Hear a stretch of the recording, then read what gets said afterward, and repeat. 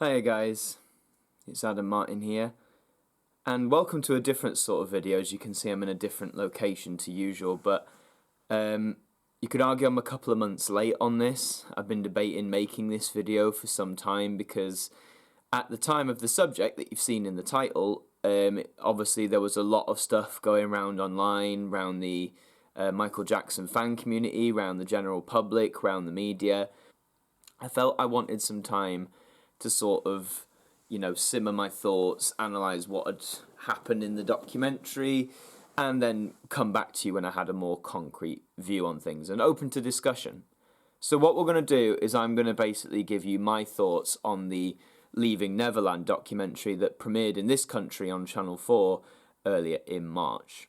And before we get into it, a few disclaimer points. They might be ignored anyway, but I feel it deserves saying.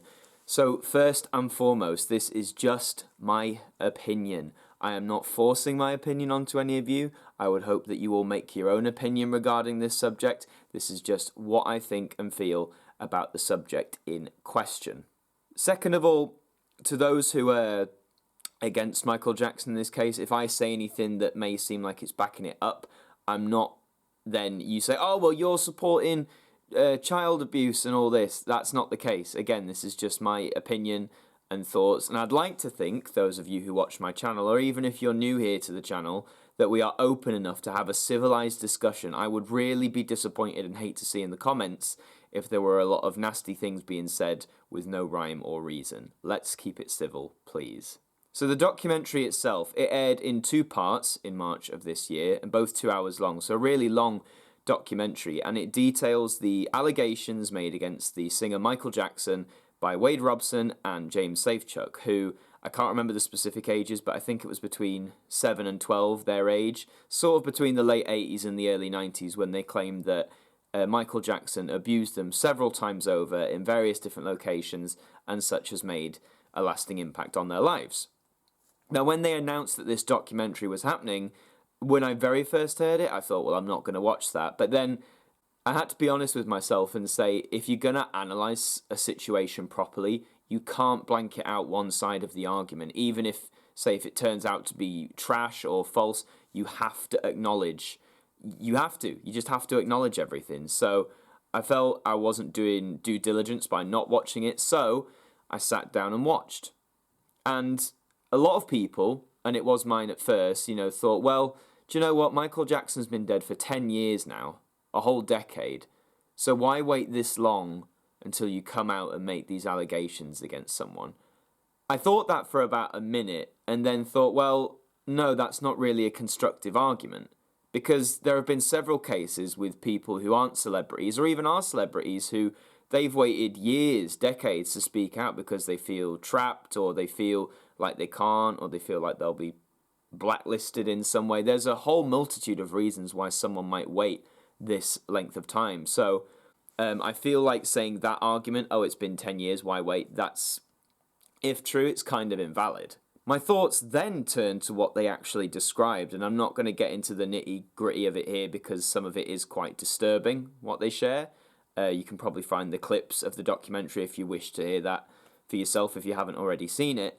They're very detailed descriptions. I'm not saying I believe them, but the whole thing, I may as well summarize with this. The whole thing is, right, none of us were there, okay? It was these boys, yes, they knew Michael Jackson. We know this. There's photographic evidence. There's video evidence. But in terms of anything beyond that companionship, I suppose, the friendship, we were not there. Of course, we're all going to take a stance. We're either going to side with the lads or we're going to side with Michael Jackson. And in this sort of case, where there's, again, this isn't glorifying sexual abuse in any kind, but with no actual documented evidence, it is very difficult to take a stance on it, because I'm a Michael Jackson fan, so instantly, of course, that makes me biased. I don't think that, but a lot of people, when I've talked about it with friends, they say, oh, well, you're a Michael Jackson fan, so of course you're going to defend him. Well, that's not necessarily the case. I mean, we all know Michael Jackson was a very troubled soul. The life he led, all his great successes in terms of performing, though it did mean he was very isolated personally, socially, and he often found greater happiness with children because that's what he lost out on. And, you know, we can all say he was a bit of a strange guy. There's nothing wrong with being strange. And this documentary, if anything, really made me get past that initial bias and say, is it within the realm of possibility? And to this day, I would like to maintain that if I'm going to give my side now, I honestly think Michael Jackson did not abuse these two boys, who are now men, of course. I'm not trying to say that we should denounce anyone who comes forward with sexual assault allegations, because that's something I've seen and I think this is wrong. There's the MJ Innocent Twitter accounts and Facebook pages that were set up around the time, you know, to portray and back up Michael's innocence. You know, I joined in at the time. I think I retweeted one of their posts. You can find that on my Twitter. But looking back, what I don't agree with was the tagline. I can't even remember what it was. Something don't lie, people do. Whatever their slogan was, it basically implying that people lie. And whilst that could be the case with these two boys, I think that would set a very dangerous precedent for what goes forward. If we're saying that people lie, that was it, facts don't lie, people do, I think it was anyway. But if we're implying that people lie, so putting the idea in the head that anyone now who comes forward against anyone famous or even on a regular level with sexual assault allegations 5, 10, 15 years afterwards is a liar, that's not good. Because there are several people who have suffered and wait years to tell their story, and in many cases there is proof and in some cases there isn't, but to say that people lie in that sense, that is a very, very dangerous road. So that was one thing I didn't agree with of the MJ Innocent page. There are a lot of facts to sort of back up. I mean, one that came out after the documentary was that one of the two, I can't remember which one, mentioned that they were abused within the train station at the Neverland Ranch. But when you look at the time frame he gave, of when he was being abused, the train station hadn't even been built yet. Now, on one side, you say, okay, well then that's a blatant lie. On the other hand, some argue, well, you know, he was younger, he might not remember accurately, and if we're being honest with ourselves, both of them could be true. Again, the hard thing with this topic, and I'm sorry if I'm repeating myself, is because since none of us were there, and since there's a scarcity of evidence and we're going off word of mouth, you know, that splits the opinion. Either you think these two are telling the truth and that they've suffered, which they may well have, I don't know them, I can't get in their heads to find out if it's true, but either you think they did go through what they did, or you think they're two convincing actors. So, it's a very split decision, and as I said, I stand that I don't believe at this point in time that Michael Jackson did anything to these two. But I want to just talk about how this impacts Michael Jackson as a legacy going forward. That being, let's say, his music. Now, I know at the time a lot of radio stations, they said, oh, we're not playing his music, we're not doing this, we're not doing that. And I can understand that because from a business point of view, if something's seen as hot and toxic at the time, you're not going to want to promote that. So from that point, I understood it. However, I don't believe that Michael Jackson's music or legacy as a performer, as a musician, is going to wane anytime soon. And I know some might say, oh, well, what about people like Gary Glitter, who, if you don't know him, he was a glam rock singer, mainly in the 1970s, had a few hits here and there. You know, his music's blacklisted, it's not on the radio. I know in the re-release of Now 3, the Gary Glitter song originally on it is not going to be on it anymore. And I feel with that Gary Glitter, he was found, convicted, he ran away from the country, for God's sake, to try and escape arrest. I can understand that. And his impact, Gary Glitter's, on pop culture was very minor, I'd argue, very minor. Michael Jackson is the king of pop. You can't erase that from history. You can't retell the 1970s, 80s, or even 90s for that matter, if you're doing music, and not include Michael Jackson's music. He's had such a profound influence on most of today's generation of artists, of pop artists. They look to him as inspiration. Justin Timberlake, Chris Brown, Justin Bieber, all these big pop stars, they all look to Michael as this inspiration. We can't wipe his music from history. We just can't. I'd say something a bit outlandish.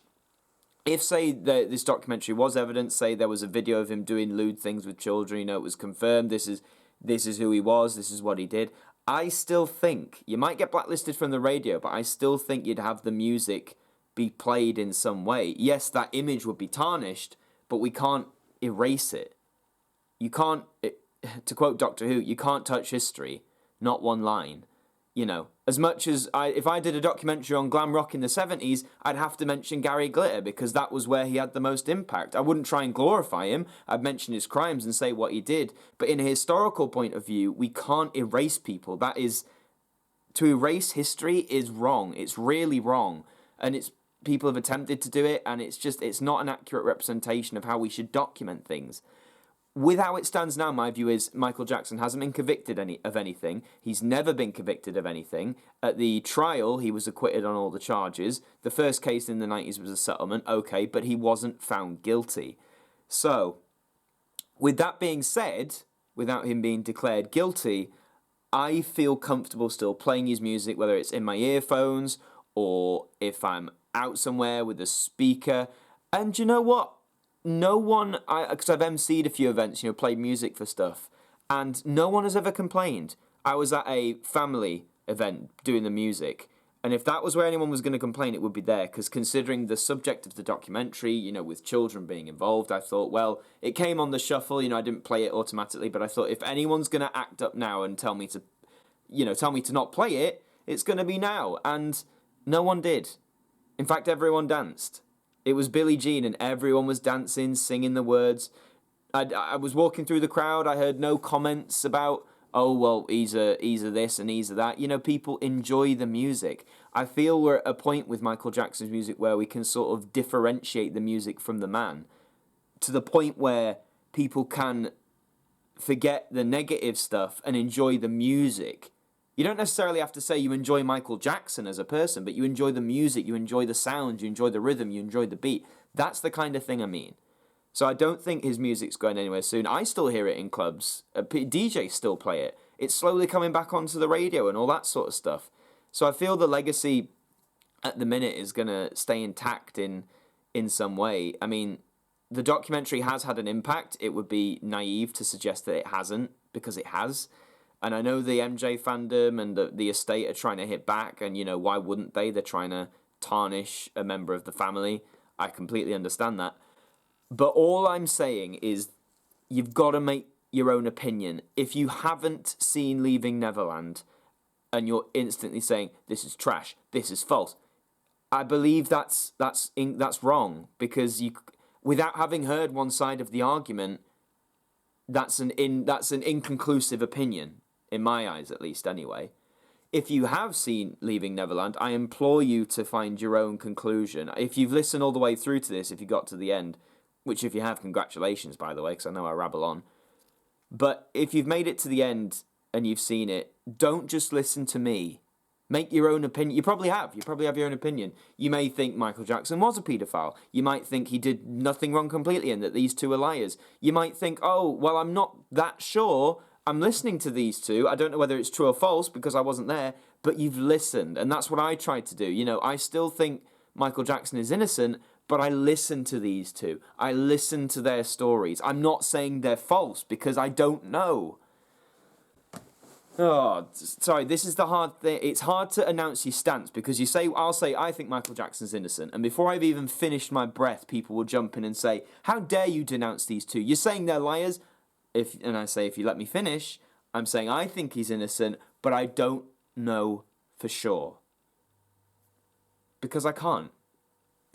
I wasn't alive when this supposedly happened. I wasn't there. I can still enjoy his music with that, though. If you can't enjoy his music because of this documentary, fair enough. I'm not saying you have to listen to his music if you don't want to. I'm just saying that I can. I'm not ashamed to play his music because as far as I see it in my head at least, I'm comfortable doing that.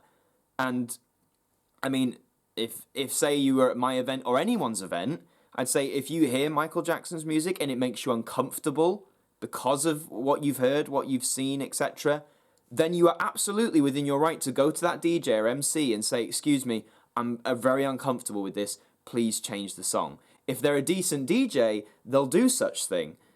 If they won't, they won't. But because I knew in my head at the event I did recently, if someone had came when Billie Jean was on, even if everyone was dancing, I get one parent who comes to me and says, look, mate, this is really inappropriate. There's kids here. You can't be playing this sort of stuff. I might disagree with them, but I would respect their opinion enough, as this is a family event, to say, okay, I'll fade it out and we'll put something else on. You have to take a very accepting stance. You have to listen to both sides. You have to. Look at all the YouTube drama that's been going on recently. The whole, I know it's a different subject, but the Tatty James Charles thing. As soon as Tatty released that video, everyone was with her. We all believed James Charles is this and he's that. And then when even I did, because we all saw it, I watched the video and thought, oh wow, well he seems like a pretty awful guy. But even at that time I said, well, I want to see what he responds with. And when he did and debunked a lot of what was said, it just goes to show. I mean, we can't, innocent before proven guilty. That should always be the moral. And I feel more and more as we go through society, as we go through all these big cases, as soon as the name is mentioned in League with Allegations, it's an instant guilty. They're guilty. The tabloids don't help either because they run with it all, of course.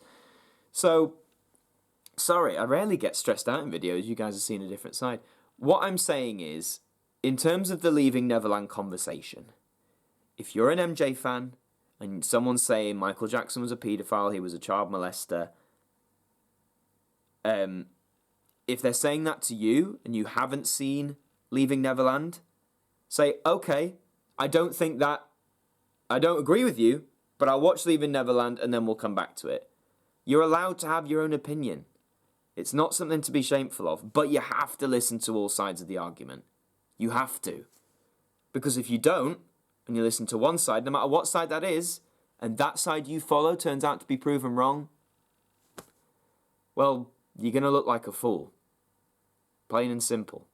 I'm going to wrap things up. I know I've sort of been all over the place with talking about this, but I just feel like I wanted to share with you guys eventually what I thought on Leaving Neverland, because obviously I have Michael Jackson content on my channel, and I still am a fan of the music to this day. And as I said, I'll reiterate it one more time, I personally believe he's innocent.